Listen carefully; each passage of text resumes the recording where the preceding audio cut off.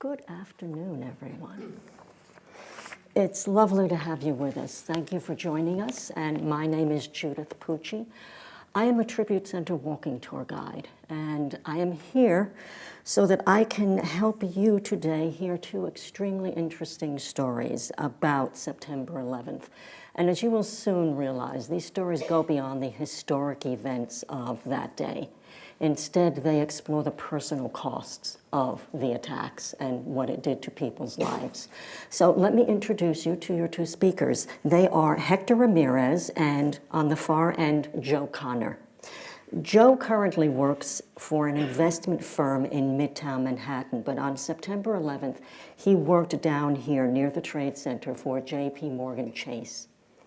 Hector has helped run New York City subways for 31 years. If you have any comments to make about your subway experience,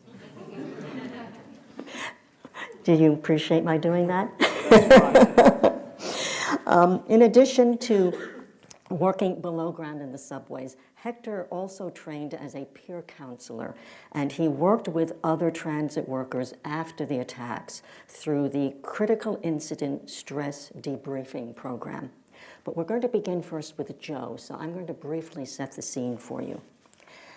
Because Joe worked a few blocks from the Trade Center over on Wall Street, he was close enough to witness the attacks, and yet he was far enough to have survived them. As a New York Jersey resident, he was also part of the mass exodus from Lower Manhattan that day. And I'll let you take it from there. Thanks, everyone. Thanks, everyone, for being here today. You know, as a kid growing up in this area, the World Trade Center was a lot more than just an office building. It was a symbol. It was an icon. And for a kid growing up in the early 70s, it was a big part of our lives. When I was a kid, my mom would drive my brother and me to the supermarket, and in the town that we lived in, Fair Lawn, New Jersey, you could see the towers being built. And it was really meaningful for us kids because my father took the train in every day, and he didn't work in the Trade Center, but he went to Hoboken and then took the tubes in, as they called it. So we would see like where he went every day. It was a big part of our lives. That's where Dad is. So when I grew up, graduated from college, and started working, I started down here on 30 West Broadway, which is one block from here, on September 12th, 1988. And I, like my dad and so many other people, took the train to work every day. And remember one day I took the train across to Hoboken and then the ferry, and I walked up to the side of the Trade Center. I remember just touching it and looking up to the top and saying to myself, my God, how long does a building like this stand? And why would it ever come down? Will it be here forever? Just a passing thought that came across over the years. So on September 11th, 2001, I woke up that morning kind of tired and kind of shot. The Giants had lost the night before to Denver in the Monday Night Football. And I dragged my sorry butt into work. And as I was plugging the docking station, my computer into the docking station, I felt or heard an explosion. I turned around and I saw the side of the World Trade Center rip apart. I yelled instinctively, a bomb. And a friend of mine said, Joe, no, it was a plane. A plane came down and crashed into the buildings. Now, I was on the 36th floor of 60 Wall Street, and the only thing you saw at our windows was the World Trade Center. That's how massive these buildings were. So I immediately went to my Rolodex, the old Rolodex that we used to have in paper, and I grabbed my cousin Steve. His card. He was a bond trader at Cantor Fitzgerald. And he said he was in World Trade Center 1. Now, I commuted every day for 13 years. I had no idea which was 1 or 2. And so I called him up. Steve, you all right? Left him a voicemail.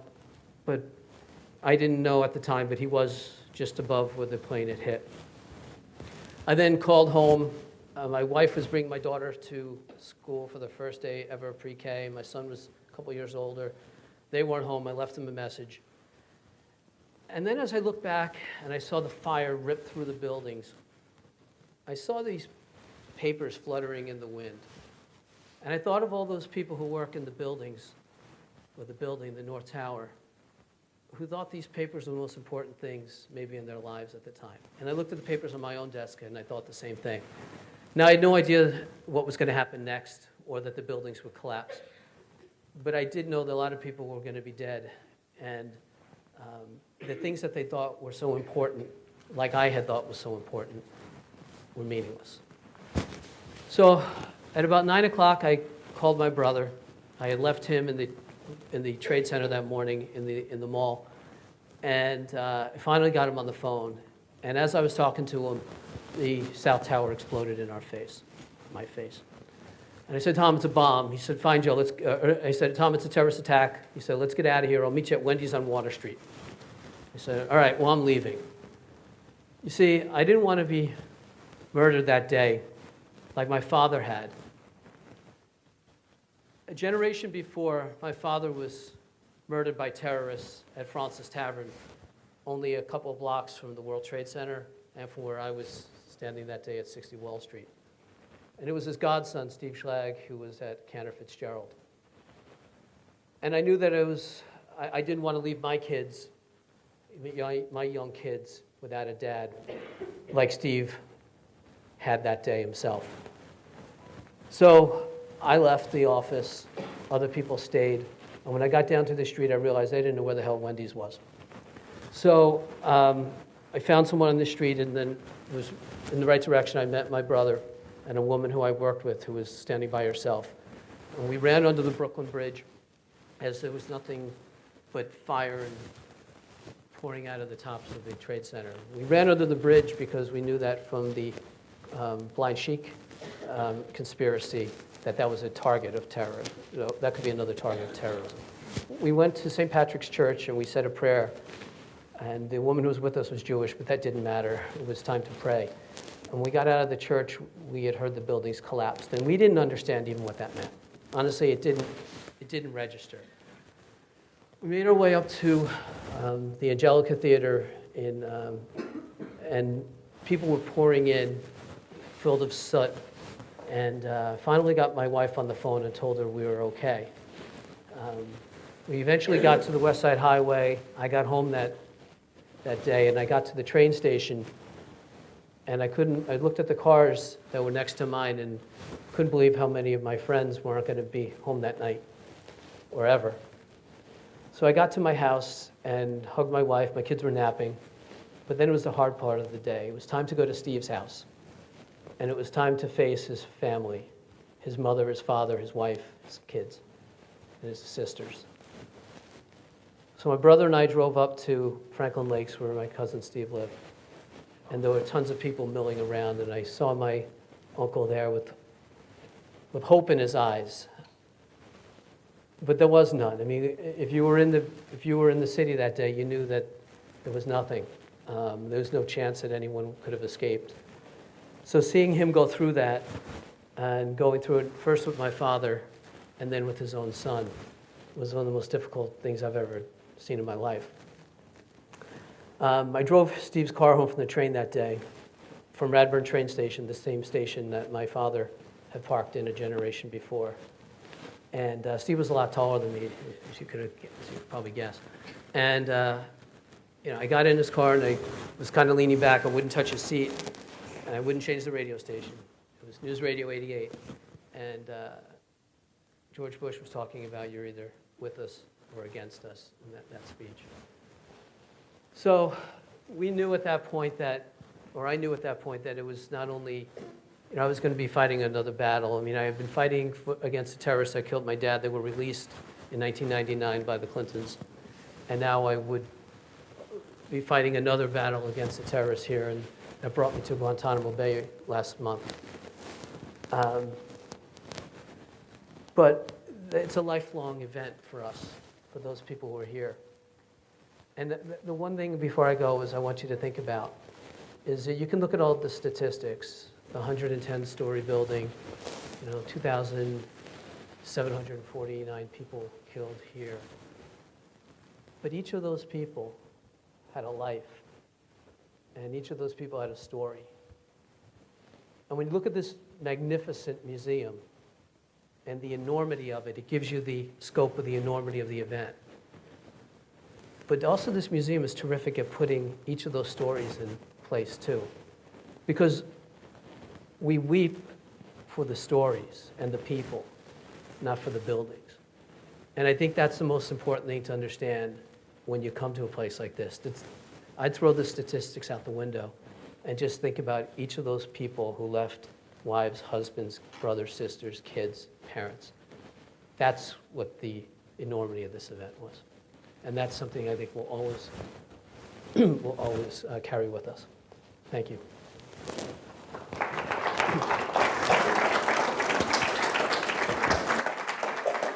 Joe made an interesting comment about speaking about his cousin, Steve. And he said anyone who saw what happened to those buildings would know that no one could have survived. What he is referring to specifically is no one could have survived from Cantor Fitzgerald. Cantor Fitzgerald was a bond trading firm. It was on the upper floors of the North Tower. It was exactly in the impact zone of where the plane entered the building. No company at the World Trade Center that day lost more people than did Cantor Fitzgerald. 2/3 of their workforce, like that, were gone. It was a little over 650 people.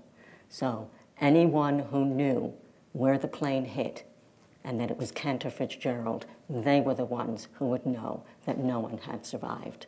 As for the towers in general, the surprising thing for many people is that for the Twin Towers that morning, about 14,000 people safely evacuated.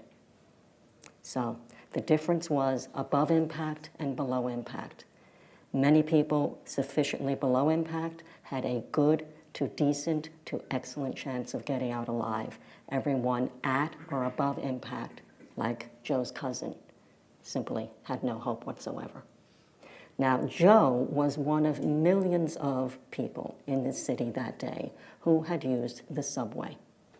Once the attacks begin, life in New York, on the ground and below the ground, changes instantly and radically.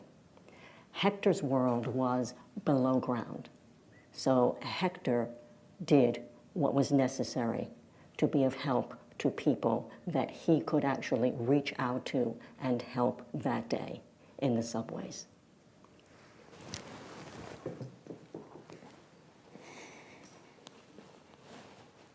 Good afternoon, ladies and gentlemen.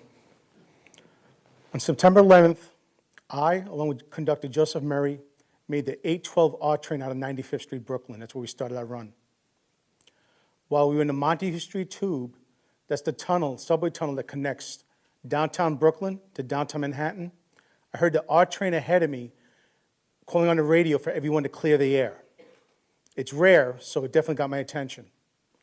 He then reported that he was getting a lot of smoke at the Cortlandt Street World Trade Center station, and that customers were telling him a plane had hit one of the towers. I was in a position just outside of Manhattan where, if necessary, I could be turned back to Brooklyn. So I radioed our control center, let them know who I was, where I was. They advised me, no, continue into Manhattan, in service, but to bypass the Cortlandt Street stop, the World Trade Center stop. When I got to Rector Street, which is one stop before the World Trade Center stop, I could see all the smoke. It's a straight shot. As I was entering the station, I was tapping my horn. We tap our horns to let customers know to please step back from the edge. We're not stopping. Over my career, I've done this hundreds of times. Usually people just get frustrated, angry, or indifferent. But on September 11th, it wasn't like that. What I saw was a lot of people, and every one of them was scared. For the briefest of moments, there was one woman, she had her face covered with a piece of cloth. And all I could lock into was her eyes for the briefest of moments, and it was fear, just fear in her eyes. I let my conductor know, listen, we got to get these people out of here. I couldn't reach our control center because by then the radio traffic was crazy. So we made a judgment call. We defied the orders. We stopped the train in the station, let the customers know who were already on the train, not to attempt to get off. It's an emergency stop. And when the doors opened, everybody just ran onto the train. They didn't care where we were going or what direction. They just knew the doors opened. We made sure the platform was clear. There's nobody on board. And now I'm hearing people behind me. I have my back to the compartment where there's some passengers. You hear some crying, and somebody said a second plane hit. So now, I'm trying to remember for the life of me, if my wife had to go to the World Trade Center that morning. She worked in the area, but her company had a beeper contract in the World Trade Center. For you young guys, a beeper is a very old cell phone that only texts numbers. But unfortunately, I couldn't remember for the life of me, this was one of the mornings that she had to go to the World Trade Center. The next stop from the World Trade Center is City Hall, and for the life of me, I wanted to get off that train and get to a payphone to try to reach her. But my conductor and I, we had a train full of people. We had no idea if there could be any other trains behind us trying to get through the area, so we continued in service. I got up into Queens, our last stop, 71st Continental Avenue. Ran for a payphone. Got this annoying tone, and all circuits are full, or something to that effect. That was frustrating. Kept trying several times, no response. Then I learned that one of the towers had collapsed. Now, my wife, like me, we're short and we're round. We're not runners. What I picture is my wife being trampled to death. And I couldn't reach her. By now, the subway system, they closed the entire system, which has never happened before that. So any personnel on hand had to clear all the stations, any trains that were trapped between stations, we had to get people out of the subway system. You also had people trying to enter the subway system that were not aware of what was going on while they were in Queens. We took care of that, got back to the payphone. Out of frustration, I was banging the daylights out of that payphone because I couldn't get her. And then finally, somebody touched my shoulder. It was my conductor. My wife did get one of my beeps, and she called back the dispatcher's number, which is the number I had texted her. She was okay. She made it into Brooklyn, and she's trying to make her way back to Bay Ridge, 95th Street. When it didn't occur to me till days later that when I wanted to be there for my wife, when she probably needed me more than any time ever, even though I couldn't be there for her, it was other transit workers that got her to safety for me. And I hope in some ways I also helped other people unite with their family, with the people that got onto my train. It was a long day. Eventually, we started establishing some shuttle service in the outer areas where we're getting emergency workers to and from as close to the frozen zone as possible. When I got home that night, my wife met me at the doorway. We hugged. It was very quiet. But I remember the TV was on behind her. Now, it was nighttime in Brooklyn, but this was a day shot. And what I saw was looked like hundreds of people online at some sort of blood donation site. By then, I had already been aware that Pentagon got hit, a plane was missing, went down somewhere. But seeing all those people online to donate blood, I realized we're going to be okay. It's going to be hard, but we're going to be okay. And as far as for me, as far as getting through that day, once I knew my wife was okay, it was physical. It was like the weight of the world was lifted off my shoulders. Because now I could deal with anything. She's okay, now I'll do what I got to do. Thank you.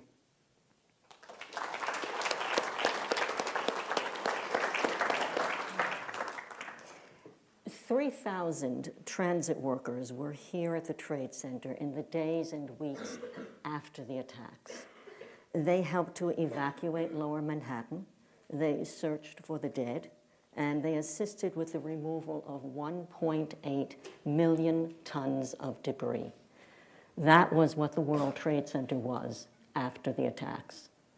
The towers were hit. The Trade Center was 7 buildings in total. 3 of those buildings collapsed. They destroyed every other building, either in whole or in part. So the pile, as the Trade Center was referred to after the attacks, was the accumulation of 1.8 million tons of debris. Doing all of this for a subway worker, searching for the dead, helping to remove debris, none of this was normal for a New York City transit worker. But that day, nothing in this city was normal. We would like to, in fact, we always do leave time at the end of the program because we would like for this to not be simply us talking to you, but as much as possible and as much as you would like to have it be a dialogue. So we leave time for questions. So take a moment, just collect your thoughts, and if you've ever thought, I'd love to ask a question of someone who was there, this is your moment. I'll give you a moment to think. And that's it. You've had your moment. Let's go. Anyone have a question? Yes? Good. Excellent. How old was both of y'all when How old were you each?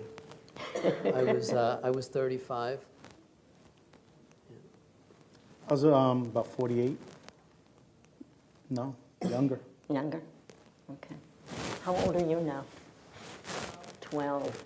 So this is all history for you. You weren't around when it happened. Yeah. Did it make sense, a lot of what was being said here? Good. Okay, good. I'm glad to hear it. Yes, please.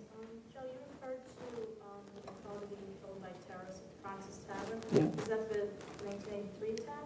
No, the 93 attack was here. What was It was, in 1975, there was a Puerto Rican terrorist group called the FALN, and they blew up about 130 bombs in the U.S. between 1974 and 1983. Their deadliest blast was at Francis Tavern, where it was a restaurant where George Washington bid farewell to his officers. Yeah, so, yeah, unfortunately, that's, yeah, you're welcome. Oh, thank you. Your father was there for? He was there for work. He worked, my father was a New York City kid, and he worked, his mom was a cleaning lady at Morgan, and she got him a job there so he wouldn't have so he'd have a safe job, but he wouldn't be a cop or a fireman or work in the subway. Right. And he was there having lunch with clients when they walked the bomb and murdered him. Okay. Please. So you said that something happened a month ago. I live in Charleston, so I don't know what happened. Oh. You mentioned at the end of what. I went to Guantanamo Bay a month ago and witnessed the trials, the pre-trial hearings that are going on. Are you aware what Guantanamo Bay is? No, I am not. Okay. Explain Guantanamo Bay, sir. The terrorists who were caught and charged with conspiring for the World Trade Center, for murder actually, they've been charged with murder. They're captive at Guantanamo Bay, and there are several of them going to be tried for this crime. And there were 5 of them, high-value detainees, that we went to the courtroom to witness the proceedings and be in the same room as them. So it was essentially that's where the bad guys are. And we were very fortunate that we got a chance to see how justice can be carried out in a civilized way. And it's in Cuba. It's on the southeastern tip of the island of Cuba. Awesome. Thank you. You're You're welcome. welcome. Good question. There was a Very good hand over here, please. I have a question for Hector about the transit. You mentioned that transit was completely shut down around the whole city right after the attack occurred, and then you mentioned the frozen zone. So some of it must have been opened up, but not right at the site. How quickly did that happen? That was a few hours. In fact, it was several hours. I lost track of time at some point, but I do know that they established, first it was Queens, they were trying to run some shuttles. And in my case, I made my way back to 95th Street, Brooklyn, where we had shuttle service from 95th, which is by the Verrazano Bridge, up to the last stop in Brooklyn, which is Court Street. and they would just change and go back and forth. Nothing was going into downtown Manhattan, subway-wise. And they were still checking for any other possible problems in every subway tunnel, especially the river tubes, the tunnels that go underwater, as well as the bridges. There were concerns of explosive devices. People had to literally walk through and examine everything. Also, there's concerns of flooding in downtown Manhattan. The seawall was breached. There's a wall that helps keep the water back from the subway system. There was some mild flooding occurring in the tunnels. They didn't want to commit trains into areas that could literally be flooded out. The reference to the frozen zone is, what was it, Canal Street? Canal Street was in the northern end. Right. So Canal Street is about 15 blocks uptown from where we are. From Canal Street all the way down to the tip of Manhattan, east to west. All of that was called the frozen zone because by the latter part of that morning, Mayor Giuliani had ordered this part of the city to be locked down. This was now a crime scene. So it was referred to informally as the frozen zone. So that is that reference. Does that answer your question? Good, okay. Anyone else? We have time for one or two more. Could I throw something out there? Yeah, please, go ahead. I learned something that day that I'd like you people to at least consider. I was prone to a temper up until that day, actually. Little things would bother me, and I'd go over the top when it really wasn't necessary. But I learned something. Not everything's life and death. A lot of times something will go wrong in our lives, and we're thinking like it's life and death. Listen, guys, I don't know. You're having a dinner party and you burned a lasagna. That's not life and death. You order some pizza, you get some bottles of wine, and it's all good. Unfortunately, a lot of times we do look at things life and death.